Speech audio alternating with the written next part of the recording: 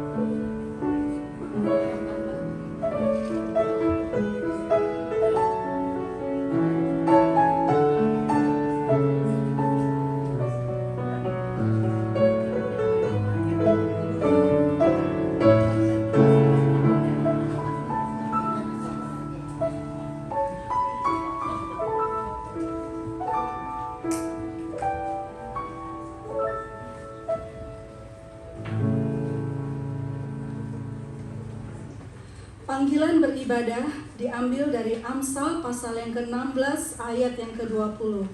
A call to worship is taken from Proverbs 16 verse 20. Marilah kita bangkit berdiri untuk mendengarkannya. Please stand and hearken to the call to worship. Amsal 16 ayat yang ke-20, demikian firman Tuhan. Siapa memperhatikan firman akan mendapat kebaikan, dan berbahagialah orang yang percaya kepada Tuhan. Puji nama Tuhan, marilah kita naikkan suara kita, nyanyikan penghormatan kepada Tuhan kita Yesus. Kami berkumpul memuji-Mu. Let's raise our voice and sing to honor our Lord Jesus. We gather to worship Him. Pujilah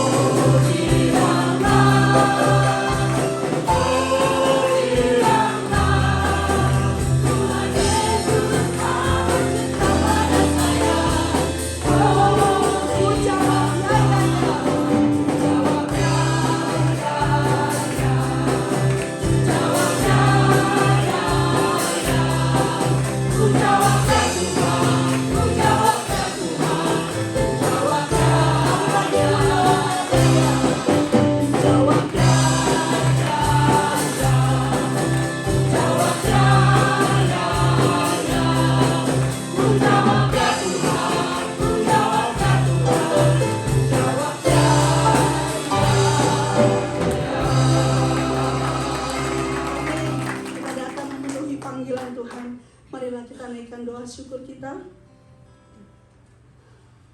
Ya Bapa di surga, kami berkumpul untuk memuji dan membesarkan nama-Mu yang kudus dengan penuh rasa syukur. Heavenly Father, we gather before You to praise and worship Your holy name with thanksgiving. Terima kasih atas anugerah dan perlindungan-Mu bagi setiap kami. Thank You for Your grace and protection upon each one of us. Kami rindu akan kehadiran-Mu dalam ibadah kami. We are longing for Your presence in this service. Kami ingin menyanyikan kidung pujian bagi-Mu, dan kami cinta akan suara-Mu, firman-Mu yang meneguhkan iman kami. We want to praise and worship You, and we love to listen to Your words that will strengthen our faith. Kiranya apapun yang kami lakukan menjadi persembahan yang hidup bagi-Mu. Let all that we do today be a living sacrifice to You. Terimalah korban pujian, doa, dan persembahan syukur kami yang kami naikkan di dalam nama Tuhan Yesus. Accept our services of praises, prayers, and offering for this service that we lift up in Jesus' name. Amen. Silakan duduk. Marilah kita dengarkan berita pengharapan yang diambil dari Mazmur pasal 18 ayat yang ke-31. Let us listen to the message of hope taken from Psalm 18 verse 31. Demikian firman Tuhan. Adapun Allah, jalannya sempurna. Janji Tuhan adalah murni. Dia menjadi perisai bagi semua orang yang berlindung padanya. Terima kasih ya Tuhan yang sudah melindungi kita setiap waktu. Marilah kita naikkan pujian kita kepada Tuhan sejak ku terima Yesus.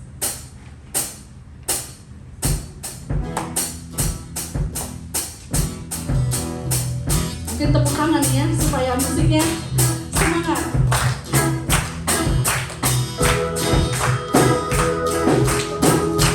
Sejak ku terima Yesus, perubahan ajaib terjadi. Perubahan ajaib sungguh ku alami sejak ku terima Yesus. Ku disinari terang surgawi.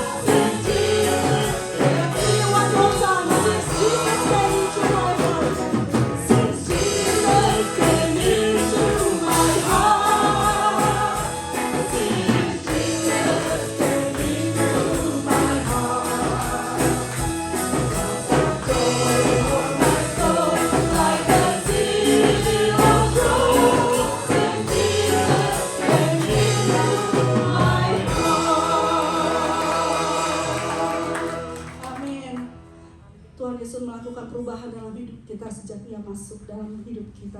Marilah kita dengarkan berita pengampunan dari Tuhan yang diambil dari Yohanes pasal yang ke-7 ayat yang ke-38. Yohanes 7 ayat 38 saya bacakan untuk kita sekalian. Mari kita bangkit berdiri karena ini adalah perkataan Tuhan Yesus. Barang siapa percaya kepadaku, seperti yang dikatakan oleh kitab suci, dari dalam hatinya akan mengalir aliran-aliran air hidup. Puji Tuhan. Marilah kita naikkan pujian penyembahan kita kepada Dia. Ku mau cinta Yesus.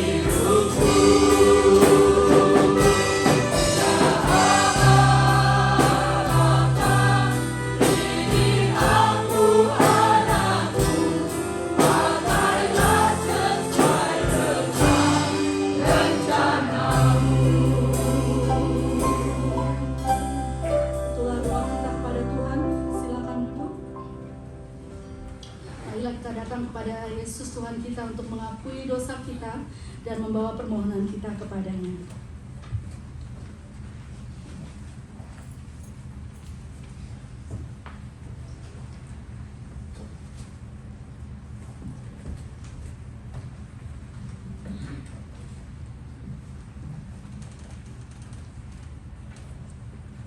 Sebelum kita berdoa, marilah kita pujikan nama Yesus. Before we pray, let us sing the song, The Name of Jesus.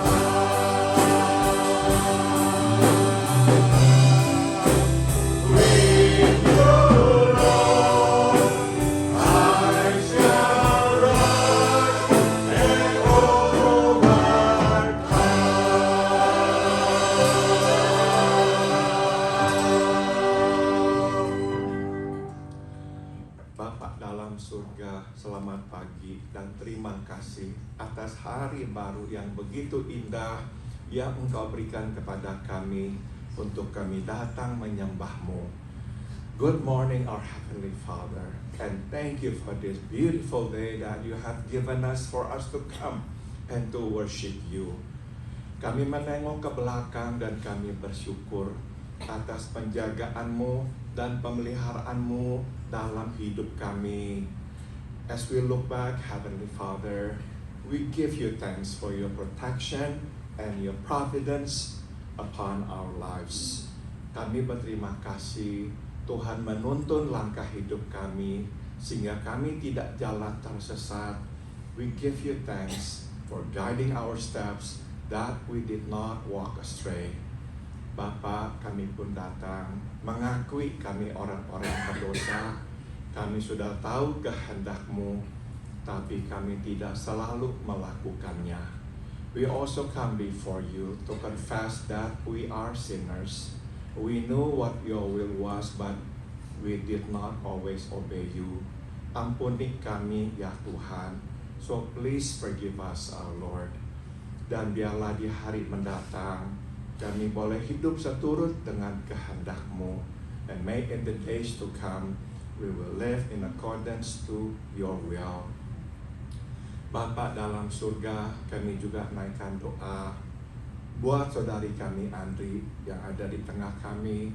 Teruslah Engkau sembuhkan Andri, supaya makin hari Andri makin sehat. We pray for our sister Andri who is here among us. We pray, may you touch and heal her, that each day she will grow healthier and stronger. Kami pun berdoa Bapa, buat Tante Elvir, berilah kepada Tante kelegaan, bebas dari rasa sakit, dan kesembuhan. We also pray for Tante Elvir. May you free her from pain. May you heal her and may you keep her healthy, Father. Kami juga berdoa buat Om Arthur dan Pak Gustaf, memohon kekuatan bagi mereka menjalani perawatan minggu demi minggu. We also pray and ask for strength upon Pak Gustaf and Om Arthur. May you give them strength to go through treatment week after week. Kami juga berdoa Bapak buat Saudari Herwi, buat Saudara Anyau, memohon teruslah beri mereka kekuatan dan kesehatan. We pray for our sister Herwi and our brother Anyau. May you give them strength, may you heal them, that they will be healthy. Kami berdoa juga buat pendeta Tony Moniaga. Teruslah Engkau kuatkan tubuhnya dan sehatkan sehingga beliau selalu sehat. We pray, Father, for Pastor Tony Moniaga. May you also continue to heal her, to heal him, and to keep him strong and healthy. Kami juga berdoa, Bapak, buat Saudari Stephanie dan Mira. Teruslah beri mereka kekuatan dan kesehatan. We also pray for our sister Stephanie and Mira. May you continue to strengthen them. Bapak dalam surga, kami juga berdoa buat Om Hain, buat Tante Tina, buat Om Arif, buat Tante Betsy, buat Kak Indra di Indonesia. Biarlah tangan-Mu juga menyertai mereka, memberikan kepada mereka kekuatan dan sukacita selalu. We pray, Father, for Om Hain, for Om Arif, Tante Betsy, for Kak Indra. May you also, Lord, give them your protection and your joy. May you keep them healthy, Father. Kami juga berdoa, Bapa, buat Norma, tetangga kami. Terima kasih atas kekuatan yang Engkau berikan kepadanya. Teruslah beri kepadanya kesehatan. We pray for our neighbor Norma. We thank you, Father, for keeping her healthy and strong. May you continue to keep her healthy and strong in the days to come. Bapa, kami juga berdoa buat Om Peter Subadia. Berilah kepadanya kekuatan sehingga suatu hari Om Peter bisa bangkit dan berjalan kembali. We pray, Father, for Om Peter Subadia. May you strengthen him that one day he too, Lord, can stand up and walk. Bapa, kami juga menaikkan doa buat hal-hal yang tak dapat kami ungkapkan. Engkau yang tahu pergumulan anak-anak-Mu. Dengarlah doa anak-anak-Mu. We also want to pray, Father, for many unspoken prayers. You know your children's struggles. So we pray, Father, may you look them up. May you reach out to them. May you help them. May you hear their prayers, Heavenly Father. Terima kasih. Biarlah sekarang Kau berbicara kepada kami. Kami siap untuk mendengarkan-Mu. Now we pray, please speak to us. We are ready to listen to you. Oh ya Tuhan, kami juga berdoa bagi korban bencana alam Ian. Biarlah Engkau juga menolong mereka yang kehilangan begitu banyak. Baik itu kehilangan materi maupun kehilangan orang yang mereka kasihi. We pray, Father, for the victims of Ian. We pray, may you continue to strengthen them, to heal them. Those who have lost much materially, and perhaps they have lost their loved one as well. May you comfort them and strengthen them, Father. Terima kasih Tuhan Yesus. Thank you, Lord Jesus. Dalam nama-Mu kami berdoa. In your name we pray. Amen.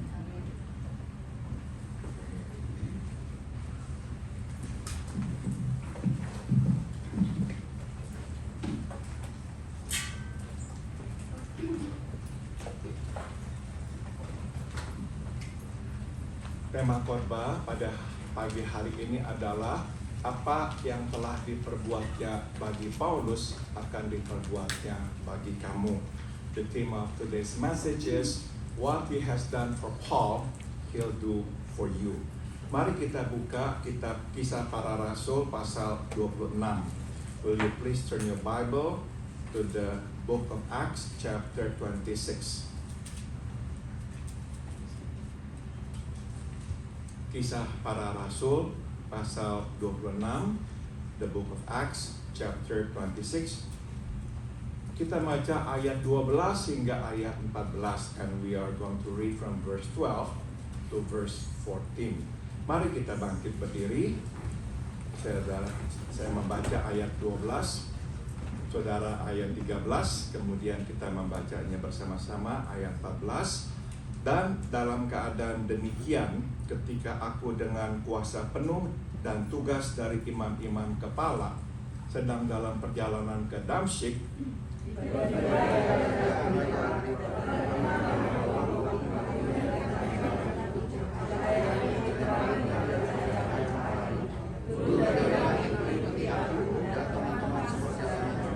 together, kami semua rebah ke tanah, dan aku mendengar suatu suara yang mengatakan kepadaku dalam bahasa Ibrani, Saulus, Saulus, mengapa engkau menganiaya aku? Sukar bagimu menendang ke dalah rangsang. Silakan duduk, you may be seated. Saudara, Tuhan memanggil kita dengan caranya sendiri, dan Dia berhubungan dengan kita juga dengan caranya sendiri. God has His ways of calling us and in dealing with us. Namun saudara, tidak soal bagaimana Dia memanggil kita, pada akhirnya kita mesti memberi jawab kepadanya. However, regardless of how He calls us, at the end of the day, we must give an answer to the call of God. Saudara, kita bisa berkata iya atau tidak. We either say yes or no. Dan kita mesti terus menjawab panggilan Tuhan, and we must keep giving the answer. Sebab saudara, berkata ya hari ini tidak berarti besok kita akan berkata ya. Saying yes to His call today does not mean that we will say yes tomorrow. Nah saudara, Paulus dipanggil, dan panggilan Tuhan mengubah keseluruhan hidupnya. Paul was called, and that call entirely changed his life. Namun sepanjang pelayanannya, panggilan tidak pernah berhenti. But throughout his ministry, the call never stopped. Tuhan terus memanggilnya, dan setiap kali dia menjawab ya. God called him, and every time he answered with a yes. Jesus. Dengan kata lain, Paulus tetap setia terhadap panggilannya. He remained true and faithful to his calling. Bahkan saudara, sewaktu ia ditangkap dan diadili, even when he was brought to trial after trial. Nah, sewaktu dia berdiri di hadapan dua orang yang paling berkuasa di Palestina saat itu, yakni Gubernur Festus dan Raja Agripa kedua, Paulus mengubah sidang pengadilan menjadi sebuah kebaktian kebangunan rohani.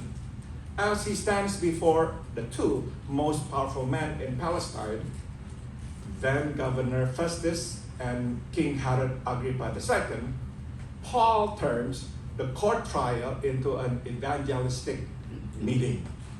Dia menggunakan kesempatan itu untuk bersaksi tentang bagaimana dia menjadi seorang Kristen. He seizes the opportunity to tell them how he became a Christian. Dia memulai dengan menceritakan kepada mereka bahwa dia sebelum bertemu dengan Yesus, dia adalah seorang Farisi yang sangat saleh. He begins by telling them about who he was before he met Jesus. Bahwa dia he was a devout Pharisee. Dan saudara, dia itu mempunyai misi, yaitu mencari dan menghancurkan orang-orang Kristen. And he was on a search and destroy mission. search Christian and destroy Christian. Dan dia menangkapi pengikut-pengikut Yesus, menjebloskan mereka ke penjara dan bahkan membunuh beberapa di antara mereka. And how he arrested followers of Jesus, put them in prisons, and even killed some of them. Namun satu hari, dalam perjalanannya ke Damaskus, dia mengalami sesuatu yang mengubah hidupnya, yaitu dia berjumpa dengan Yesus.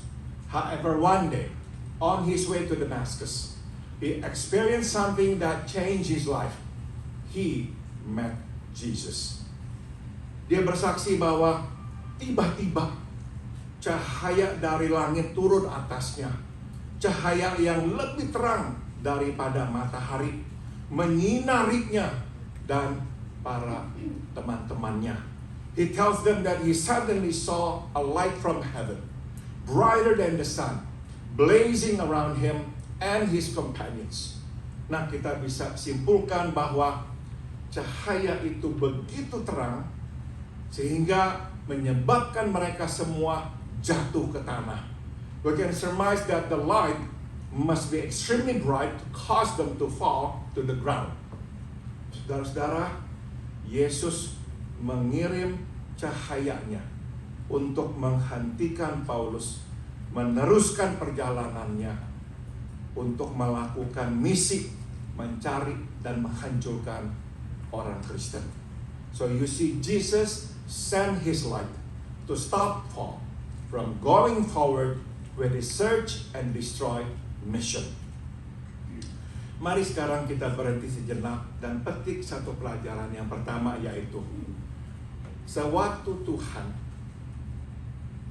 menuntut perhatian kita, Dia akan menghadirkan di jalan hidup kita sesuatu untuk menghentikan langkah hidup kita. Let's pause and learn our lesson, which is, when God wants our attention, He will bring into our path something to stop us. Dan hal itu akan membuat kita jatuh ke tanah. And that something will bring us down to our knees. Dengan kata lain, sesuatu itu akan membuat kita rebah. Dan sesuatu itu bahkan kadang akan merendahkan kita. It will topple us, and in some cases, it will even humiliate us. Tuhan akan memastikan bahwa kita akan dapat mendengarnya tatkala Dia ingin berbicara kepada kita. Jesus will make sure that we hear Him when He talks to us. Saudara, cahaya terang dari langit itu dapat berupa kerugian bisnis, sakit penyakit, masalah keluarga, atau kegagalan pribadi. That bright light from heaven can take the forms of business losses, illnesses, family problems, or even personal failures.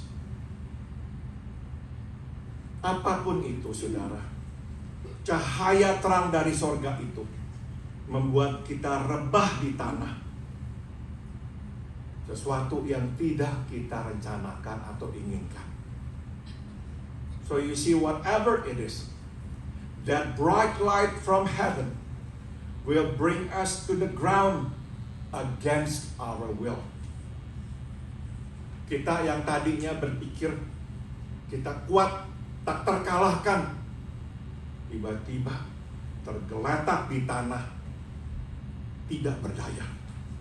We who thought that we were invincible suddenly find ourselves lying on the ground, completely helpless.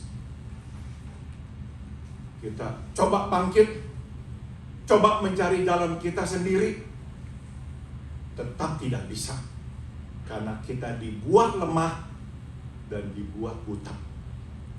We try to get up and find our way, but we cannot, because we are made weak and blind. Di saat itulah biasanya kita dipaksa untuk melihat diri kita. Melihat bagaimanakah selama ini kita hidup dan bagaimanakah selama ini kita memperlakukan orang lain. That's usually the time when we are forced to look at ourselves, to see how we have lived and how we have treated others. Terlebih penting, kita dipaksa melihat bagaimanakah selama ini kita telah memperlakukan Tuhan. But more importantly, we are forced to see how we have treated God. Dan terakhir, saudara, kita dipaksa untuk melihat sebenarnya siapakah diri kita ini. Bahwa kita tidak lebih dari sebutir debu. Lastly, we are forced to see who we really are. That we are just a piece of dust. Kita disadarkan bahwa kita tidak terlalu penting dan bahwa orang dapat menggantikan kita dengan sangat mudah. We learn neither are we important nor indispensable, and that others can easily replace us. Kita sadar bahwa apa yang selama ini kita kejar ternyata sia-sia. We realize that all we have pursued are in vain, meaningless. Nah, pada masa kebutaan inilah kita dipaksa untuk menata ulang prioritas hidup kita.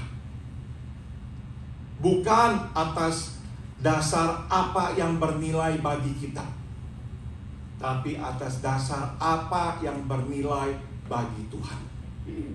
It is during this time of blindness that we are forced to set our priorities right.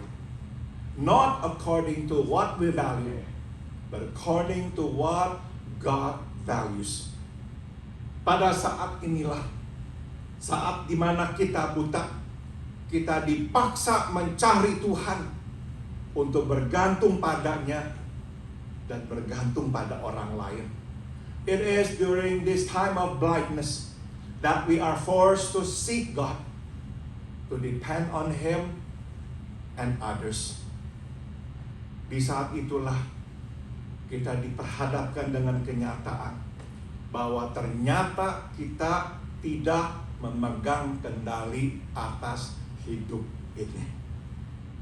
It is then that we come to terms with the fact that we're not in command anymore. Namun jangan khawatir, but do not worry. Kebutaan ini sementara. This blindness is only temporary. Tuhan akan mengutus Ananiasnya kepada kita, sama seperti Dia mengutus Ananiasnya kepada Paulus. God will send His Ananias to us, just like He sent His Ananias to Paul. Dan melalui Ananiasnya, Tuhan akan menjamah kita dan menyembuhkan kita, sehingga kita dapat melihat lagi, yaitu melihat Dia dan melihat hidup secara lebih jernih. Through His Ananias, God will touch us and heal us so that we can see again, to see Him and to see life clearly. Melalui Ananiasnya, Tuhan juga akan memberitahukan kita apa yang sudah disediakannya bagi kita, yaitu rencananya. And through His Ananias, God will tell us what He has in store for us, His plans. Dia akan menjadikan kita alatnya. He will make us His instruments. Bila di masa lampau kita menjadikan Tuhan alat kita, maka sekarang Tuhan akan menjadikan kita alatnya. If before we make God our instrument, now God will make us His instruments. Mari kita lanjutkan. Let us continue. Saudara, sewaktu Paulus tergeletak di tanah, dibutakan oleh cahaya yang terang itu, dan dalam keadaan bingung, di saat itulah dia mendengar suara yang memanggil namanya Saulus, Saulus. It was while he was on the ground, blinded by the bright light and confused by the turn of events, that Paul heard a voice calling him by name, Saul, Saul. Mari kita berhenti sejenak. Let us pause first. Saudara, Paulus tidak mendengar suara ini di hatinya. Paul did not hear the voice in his heart. Dia mendengar suara ini lewat telinganya. He heard it audibly through his ears. Yang menarik adalah rekan-rekan Paulus mendengar suara itu dan melihat cahaya itu, tapi tidak mengerti apa-apa. What's interesting is that Paul's companions heard the sound and saw the light, but they did not understand it. Saudara, ini bukan masalah bahasa. You see, it is not a language problem. Suara ini berbicara kepada Paulus dalam bahasa Aramaik, bahasa sehari-hari mereka. The voice spoke to Paul in Aramaik, their daily language. Dan ini bukan masalah pendengaran, and it is not a hearing problem.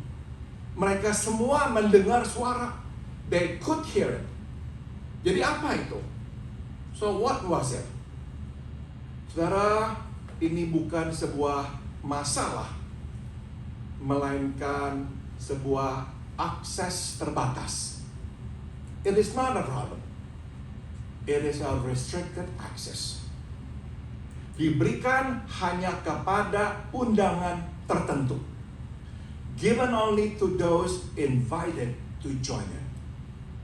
Yesus berbicara kepada Paulus, itu sebab hanya dia yang dapat mendengarnya, yang lain tidak. Jesus spoke to Paul, hence only he could hear it. No one else could. Jadi ini pelajaran kedua yang bisa kita petik. So here's the second lesson we can learn. Sewaktu Tuhan berbicara kepada kita, Dia berbicara kepada kita secara pribadi. When God speaks to us, He speaks to us personally. Itu sebab kita mungkin membaca ayat yang sama dari firman Tuhan, mendengar khotbah yang sama pada hari Minggu, tapi Tuhan berbicara kepada kita secara berbeda. That is the reason we may read the same Bible verse or hear the same Sunday's message, but we will be spoken to differently. Tuhan menjahit firman-Nya sedemikian rupa untuk memenuhi kebutuhan kita dan kondisi kita. So you see, God tailors His message to suit our needs and conditions. Tuhan tidak bicara kepada kita dalam istilah yang umum. It does not speak in general terms. Meskipun Tuhan berbicara kepada kita lewat undangan, tapi tetap ada bagian yang dapat kita perbuat untuk membuat kita diundang. Even though God speaks to us by invitation only, but still there's a human part that can get us invited. Pertama adalah seberapa besarnya keinginan kita untuk mendengar. First is our eagerness to learn or to listen. Makin besar keinginan kita untuk mendengar, makin sering Dia mengundang kita untuk berbicara kepada kita. You see, the more eager we are, the more frequently He will invite us to listen and to be spoken to. Tuhan tidak akan membuang-buang suaranya. You see, God will not waste His voice. Jika kita tidak mau mendengarkannya, Dia akan berhenti berbicara kepada kita. If we do not want to listen to Him, He will stop speaking to us. Yang kedua, tanggapan kita. Secondly, our response to it. Sewaktu Tuhan berbicara kepada kita, Dia mengharapkan tanggapan bahwa kita akan melakukan apa yang diperintahkannya. When God speaks to us, He expects response. That we will do as He says. Jadi bila kita menganggap remeh firman Tuhan dan tidak menanggapi, pada akhirnya Dia akan berhenti berbicara kepada kita. So if we take His word lightly and do not respond, in the end He will stop speaking to us. Telinga mungkin mendengar, hati tidak mengerti. Ears can hear, but hearts will not understand. Sewaktu Tuhan berbicara kepada kita, kita akan berkata, buang waktu ya ke gereja, nggak dapat apa-apa. That's a sign. When we begin to think that it is a waste of time to go to church because we get nothing out of it, that's a sign God has stopped speaking to us. So do not be happy. Be worried. Sewaktu kita baca Alkitab, kita tidak dapat apa-apa, malah bosan. Jangan senang. Takutlah. Itu pertanda Tuhan sudah tidak berbicara lagi kepada kita. When we read the Bible, we will also get nothing out of it. And when that happens to us, be worried. It shows that He has stopped speaking to us. Saudara, kita tidak mendapat apa-apa lagi dari firman Tuhan sebab Allah dari firman sudah berhenti berbicara kepada kita. We get nothing out of the word of God because the God of the word has stopped speaking to us. Jadi manakala Dia berbicara kepada kita, kita mesti menanggapi. So whenever He speaks to us, we must respond. Saudara, Tuhan tidak hanya berkata-kata kepada kita melalui firman-Nya yang tertulis. Dia juga berkata-kata kepada kita melalui doa. God does not only speak to us through His written word. He also speaks to us through prayer. Nah, dalam bukunya Working the Angles, Eugene Peterson mengingatkan kita agar jangan sampai meremehkan doa. Malah kita mesti, katanya, lambat berdoa. Eugene Peterson in his book Working the Angles warns us not to take prayer for granted, but rather, in his words, to be slow to pray. Apa artinya? Artinya adalah dia mengingatkan kita mesti benar-benar sadar apa yang sebetulnya terjadi sewaktu kita masuk dalam doa. Yaitu kita masuk ke dalam kehadiran dan kekuasaan Tuhan, di mana kehendaknya dan bukan kehendak kita yang terjadi. What he means by that is that we should know what we are getting into when we pray, which is the presence and the authority of God, where His will, not ours, be done. Peterson menyimpulkan, doa tidak pernah menjadi kata pertama. Doa selalu menjadi kata kedua. Karena kata pertama milik Tuhan. He concludes prayer is never the first word. It's always the second word. God has the first word. Tuhan berbicara melalui doa.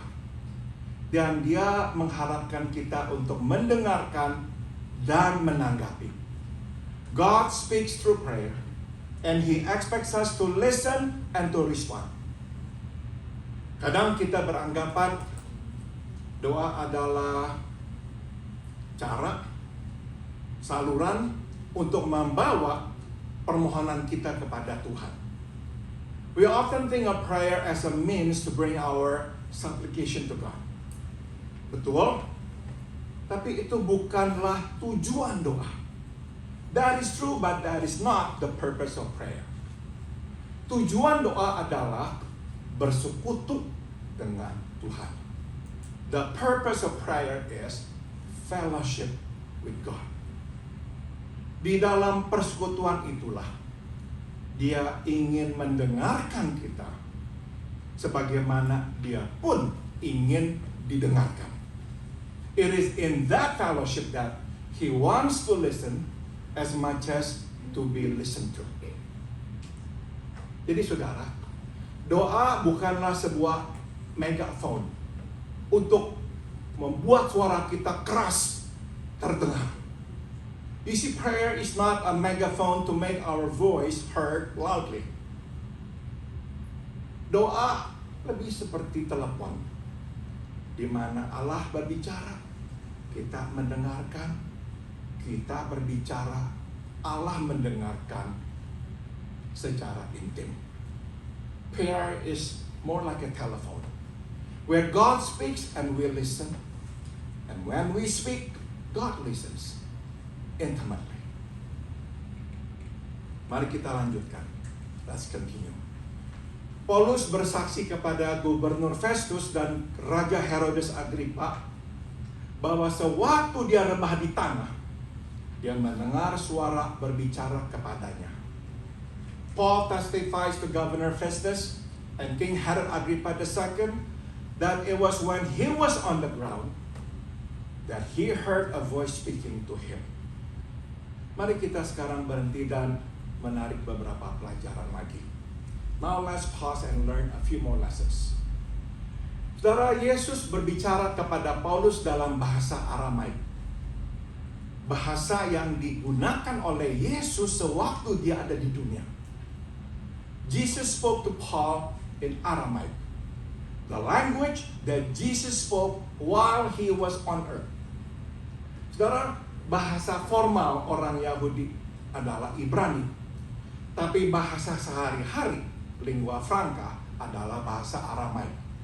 You see, the formal language of the Jews was Hebrew, but their common language, the lingua franca, was Aramaik. So, waktu berbicara kepada Paulus dalam bahasa Aramaik, Yesus memperkenalkan dirinya sebagai Yesus yang sama, yang pernah hidup di dunia, pernah mati, kemudian bangkit kembali, dan sekarang berada di sorga. So you see, by speaking to Paul in Aramaic, Jesus identified himself as the same Jesus who lived and died and rose again, who is now in the heavens. So waktu berbicara kepada Paulus dalam bahasa Aramaik, Yesus menyatakan dirinya bahwa dia bukan saja manusia, tapi dia adalah ilahi. Dia adalah Allah. By speaking to him in Aramaic, Jesus revealed himself as not only human, but also divine. Sebelumnya, Paulus menganggap Yesus sebagai manusia biasa yang mengklaim diri sebagai guru agama atau rabi, tapi kemudian menyesatkan orang. Itu anggapan Paulus. Before, Paul thought of him as a mere human who claimed to be a rabbi, but in fact led people astray. That's what Paul thought. Sekarang dia benar-benar tahu bahwa Yesus adalah ilahi, berasal dari Allah, dialah Mesias. But now he knew that Jesus was divine, the Messiah. Jadi pelajaran yang ketiga yang bisa kita petik yaitu Yesus adalah ilahi. Yesus berasal dari Allah. Here's then the third lesson we can learn. Jesus is divine. Betul dia adalah manusia, tapi dia juga adalah dari Allah. Yes, he was human, but he was also divine. Dia dianugerahkan kemampuan supernatural. He was endowed with supernatural abilities. Dia dapat tahu apa yang ada di dalam hati manusia, such as the ability to know what's in a man's heart. Dia dapat tahu sesuatu sebelum itu terjadi, the ability to know something before it happens, dan kesanggupan untuk bisa mengusir setan, menyembuhkan orang sakit, dan membangkitkan orang mati. And the ability to cast out demons, to heal, and to raise the dead. Yesus ilahi dan memiliki kuasa tanpa batas. Jesus is divine and possesses power that has no limit. Itu sebab dia dapat menolong kita bahkan dalam situasi yang paling sukar sekalipun. Hence, he can help us even in the most difficult circumstances. Tapi jangan lupa, but do not forget, karena Yesus adalah ilahi, dia juga tahu segalanya, apa yang kita pikir, apa yang kita perbuat. Because he is divine, he also knows everything, what we think and what we do. Singkat kata, kita tidak dapat bersembunyi darinya. We cannot hide from him. Mari kita lanjutkan. Yesus bertanya kepada Paulus, "Mengapakah engkau menganiaya aku?" Jesus asked Paul, "Why do you persecute me?" Dengan kata lain, Yesus bertanya kepada Paulus, "Mengapakah engkau membenciku sedemikian rupa? Apa yang ku telah perbuat kepadamu?" In other words, Jesus asked Paul, "Why do you hate me so much? What did I do?" Saudara, pikir punya pikir, Yesus tidak pernah melakukan apapun kepada Paulus sebagai pribadi atau kepada agamanya. Come to think about it, Jesus had never done anything to Paul as a person or to his religion. Yesus tidak pernah menyerang Allah dari Musa, juga tidak pernah menyerang hukum dari Musa. He had never attacked the God of Moses or the law of Moses. Satu-satunya hal yang sering dilakukannya adalah mengkritik kemunafikan orang Farisi dan para pemuka agama. The only thing that he often criticized was the hypocrisy he saw in the lives of the religious leaders.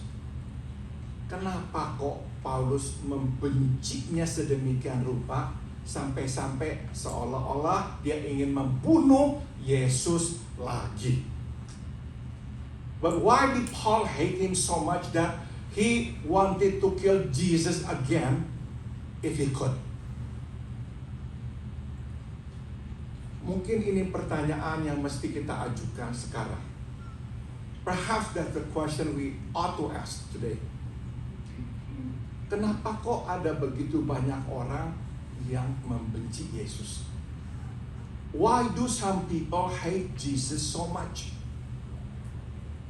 Apa yang pernah Yesus lakukan kepada mereka? What did Jesus do to them? Dia tidak pernah melakukan hal yang jahat, dan dia tidak pernah menjauhkan orang dari Tuhan.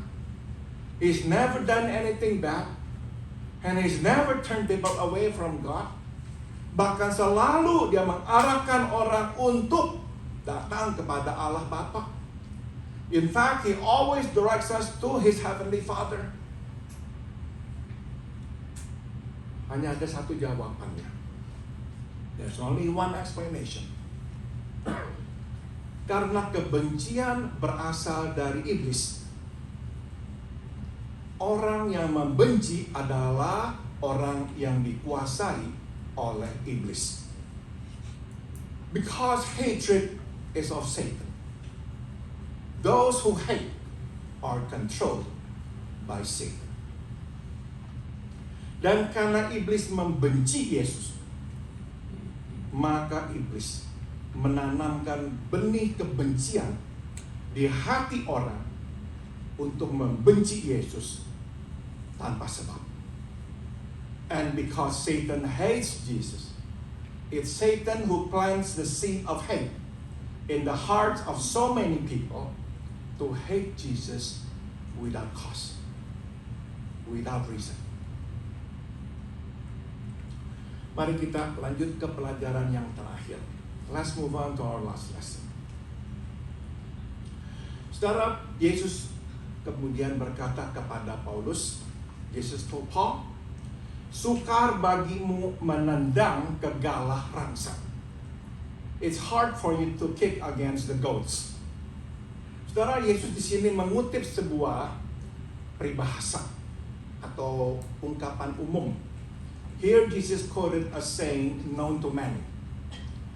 Saudara, galah rangsang adalah bambu runcing untuk mengarahkan atau mendorong ternak untuk jalan. A goat is a spike stick used for driving cattle. Jadi saudara, bila ternak itu, hewan itu menolak untuk berjalan dan bahkan menendang, melawan, yang akan terluka adalah hewan itu. So if an animal refuses to walk and fights back or kicks back, it will only hurt itself. Makin dia berantem, melawan, makin dia terluka. You see, the more it fights back, the more it kicks back, the more hurt it will suffer. Dengan mengatakan itu, seolah-olah Yesus berkata kepada Paulus, berkelahi melawan dia tidak akan menang, dan bahkan hanya akan menambah luka. By saying that, Jesus told Paul that fighting him was a losing cause and would only hurt him. Kita tidak bisa melawan Yesus, anak Allah, dan menang. We cannot fight against Jesus, the Son of God, and win. Saudara, barang siapa melawan Tuhan, dia sedang melukai dirinya sendiri. Whoever fights against God is actually hurting himself or herself. Tidak ada orang yang dapat menang melawan Tuhan. Nobody can win when they fight against God. Jadi jangan berkelahi. So don't fight. Makin memberontak, makin membuat kita menderita kerugian dan luka. More rebellion would only result in more losses and more hurt. Lebih baik menyerah dan menang. So best to surrender and win. Saya akan akhiri dengan cerita ini, saudara. Conclude with this story. Velma Barfield adalah orang wanita pertama yang dieksekusi mati di Amerika setelah pada tahun 1976 hukum mati dihidupkan kembali. So Velma Barfield was the first woman executed in the US after the 1976 resumption of capital punishment. Beberapa jam sebelum dia dieksekusi mati pada tanggal 2 November 1984, Billy Graham berbicara dengan Velma lewat telepon dan berkata kepadanya, "Velma, besok kamu akan ada dalam pelukan Yesus." Hours before her execution, on November 2nd, 1984, Billy Graham spoke to her on the phone and told her that she would be in the arms of Jesus the next day. Saudara, Velma ini seorang pembunuh berantai. Ya, Velma was a serial killer. Dia ini dijatuhi hukuman mati, terbukti atas dasar satu pembunuhan. Tapi akhirnya dia mengakui dia itu sudah membunuh 6 orang. Nah, ini yang gila, termasuk mamanya. So she was convicted of 1 murder, but in the end she confessed to killing 6 others, including her mother. Semua diracun. She poisoned them all. Saudara, Velma menjadi orang Kristen di penjara. Kemudian dilayani oleh istri dan anak perempuan Billy Graham, Ruth dan Anne. Velma became a Christian in prison and was ministered to by Billy Graham's wife, Ruth, and his daughter, Anne. Betul, saudara, dia itu mendekam di penjara mati selama 6 tahun. Tapi setelah dia berjumpa dengan Yesus dan menerima pengampunan atas dosanya, dia berada di penjara hidup. Yes, she was in death row for 6 years. But after she met Jesus and received forgiveness of sins, she was in life row. Ini yang dikatakannya kepada Anne Graham, putri Billy Graham. This is what she said to Anne Graham. Bila saya diberikan pilihan, hidup di luar merdeka, tapi tidak mengenal Tuhan saya, atau mendekam di dalam penjara mati, namun dengan Tuhan saya akan memilih penjara mati. If I had the choice of living free on the outside without my Lord, or living on death row with Him, I would choose death row.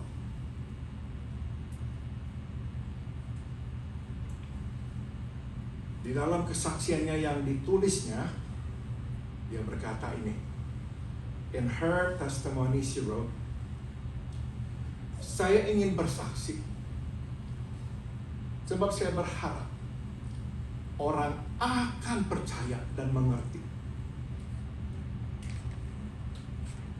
bahwa Allah sanggup, atau apa yang Allah akan lakukan di dalam hidup seseorang yang begitu bobrok dan jahat. I want my story told because I hope it will help people understand what God can do in the life of one loathsome and desperate human being." Jadi saudara, seperti lagu itu berkata, tak ada rahasia apa yang Tuhan sanggup lakukan. There is no secret what God can do. Apa yang telah diperbuatnya bagi orang lain, Dia akan perbuat bagimu. What is done for others, He'll do for you. Dengan tangan berbuka lebar, Dia akan mengampunimu. With arms wide open, He'll pardon you. Tidak ada rahasia. Apa yang Allah sanggup lakukan. No secret what God can do. Mari kita akhiri dengan nyanyikan lagu ini.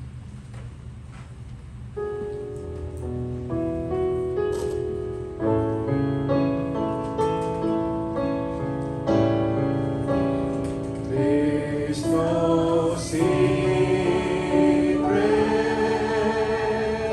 what God can do. What is done for others, He'll do for you. With arms wide open, He'll pardon you.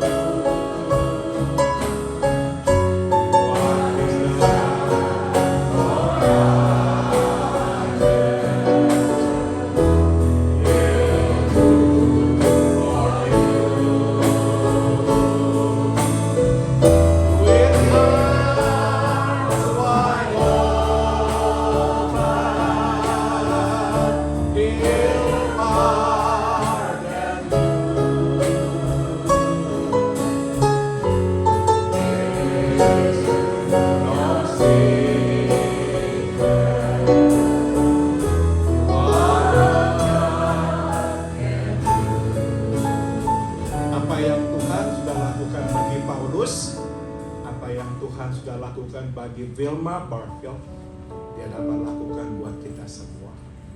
What is done for Paul, what is done for Vilma Barfield, what is done for so many others, He can do to us, for us. He can change us. Tuhan dapat mengubah kita, membaharui hidup kita. He can renew our lives. Dalam hati saudara, tidak usah angkat tangan. Kalau saudara ingin berkata, Tuhan, saya datang kepadamu. Terima saya, perbaharui saya. Katakan di hatimu. If you wish to say it in your heart, please do. Lord, here I come. Accept me, change me, and renew me. Mari kita nyanyikan lagi. It is no secret what God can do. It is no secret what God can do. What is done for others, He'll do for you. With arms wide open, He'll pardon you.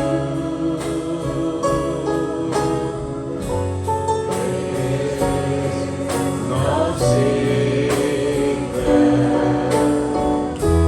what God can do.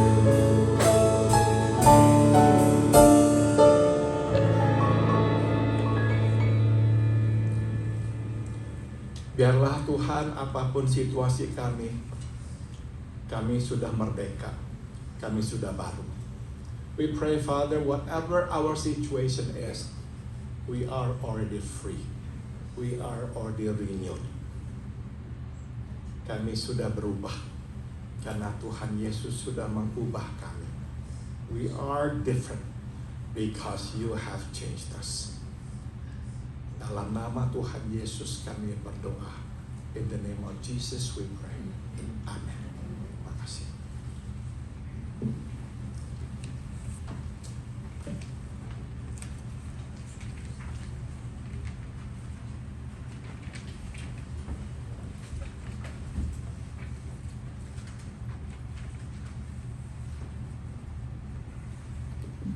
Terima kasih Pak Paul atas firman Tuhan yang begitu keras tapi comforting to know that God will always welcome you back. Amin. Marilah kita naikkan pujian In the Garden sebagai respons kita kepada firman Tuhan.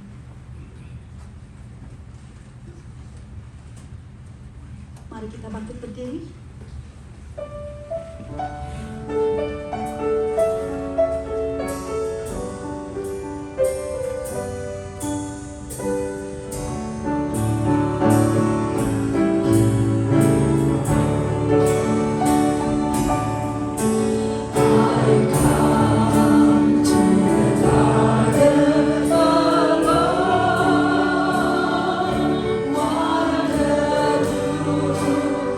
Is still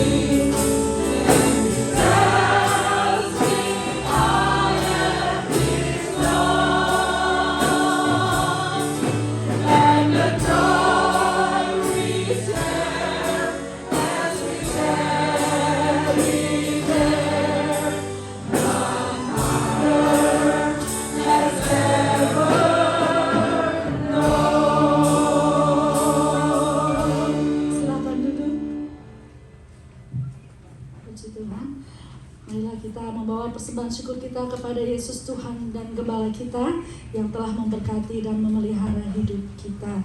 Saya undang yang bertugas untuk maju ke depan.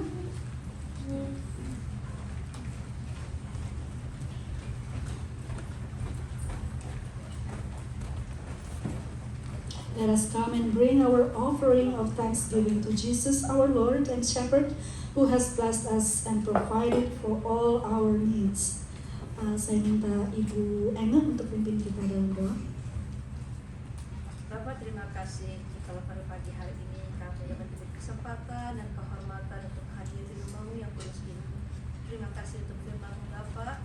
Terima kasih Engkau dapat memberi pelajaran kepada kami agar kami dapat terus lebih dekat dan setia kepada Engkau. Bapak, pada saat ini kami diberi kesempatan untuk memberi sebagian apa yang kami terima Bapak. Biarlah kiranya Kau berkati persembahan kami, biarlah kiranya persembahan kami ini dapat memberi berkat bagi orang-orang yang membutuhkan. Terima kasih Bapak, dalam nama-Mu yang kudus dan panjatkan doa ini. Amin.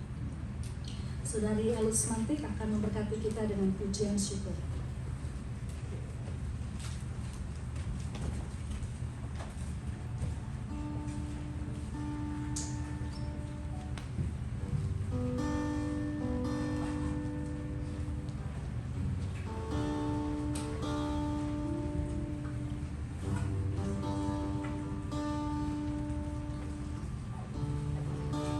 The first name on my lips, the friend who I can sit with,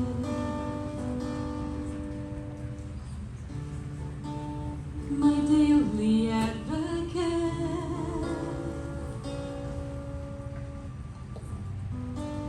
the safety of your kingship. You'll always be the reason. You'll always be enough, Jesus.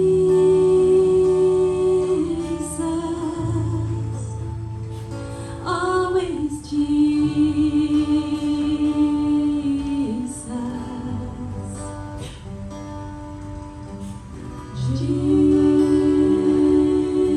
Jesus.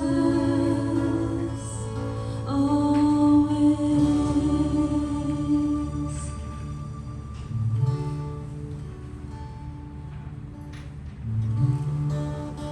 Your devil's love for me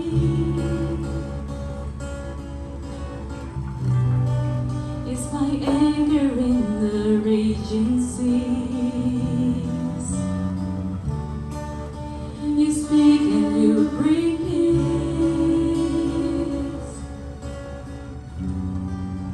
You are always holding me. You'll always be the reason. You'll always be enough, Jesus. Always Jesus.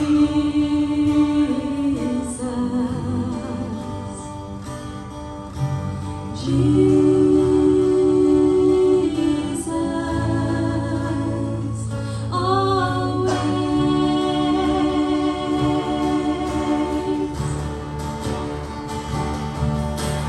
Jesus,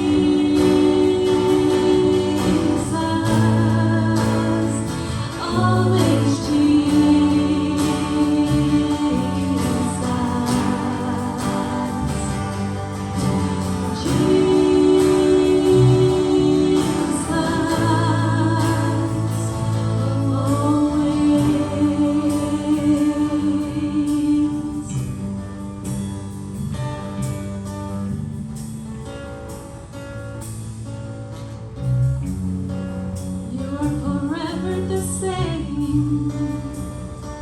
Thank you, Jesus.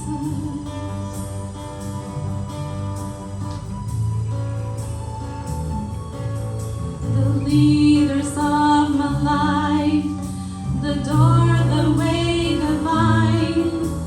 Jesus, always Jesus.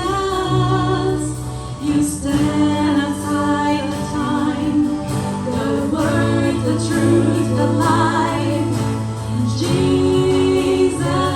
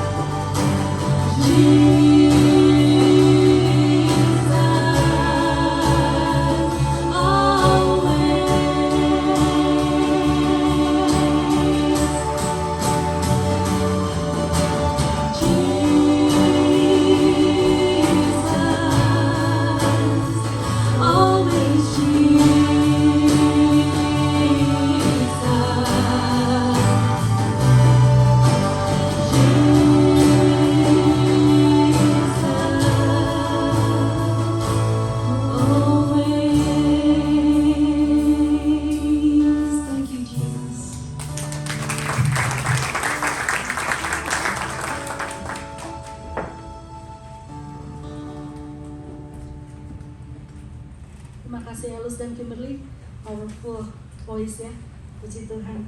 Marilah kita bangkit berdiri, kita akan akhiri ibadah kita. Lagu yang akan kita nyanyikan berikut ini berjudul Berkat Bagi Keluargaku.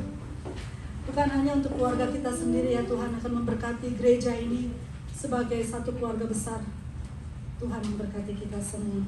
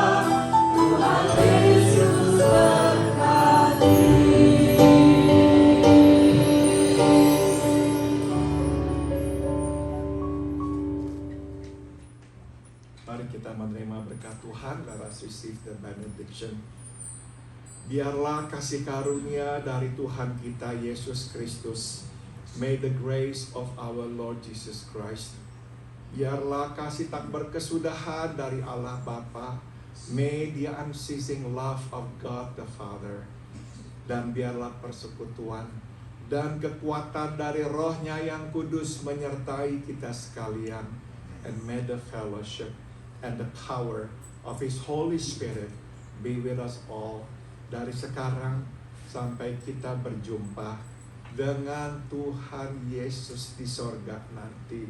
From now on until we see Him face to face in heavens above. Amen. Amen.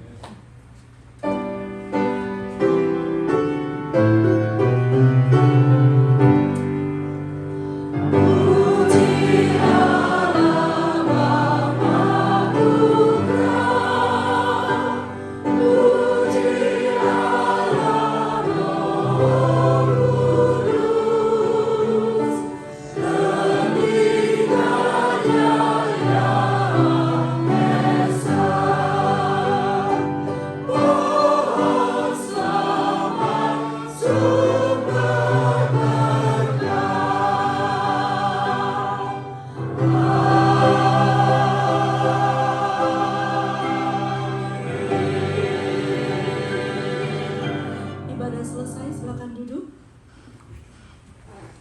Izinkan saya membaca beberapa pengumuman bagi kita sekalian. The English version is on the screen. Yang pertama, Persekutuan Wanita Women Fellowship hari Sabtu tanggal 15 Oktober mengadakan volunteer ya, mengundang kita semua yang ingin volunteer di food bank di City of Industry. Alamat ada di buletin, mulai jam 9 pagi sampai jam 1 siang. Yang mau pergi harap memberikan email address-nya kepada Ibu Cynthia Indra Budi supaya Ibu Cynthia bisa mengirimkan link untuk register. Jadi untuk harus mendaftar dulu ya melalui Ibu Cynthia. Hari Sabtu tanggal 15 Oktober dari jam 9 sampai jam 1 siang. Dan maksimum partisipan dari tiap gereja hanya 15 orang. Jadi kalau ada yang ingin volunteer ya silakan, hanya ada 15 orang yang bisa masuk.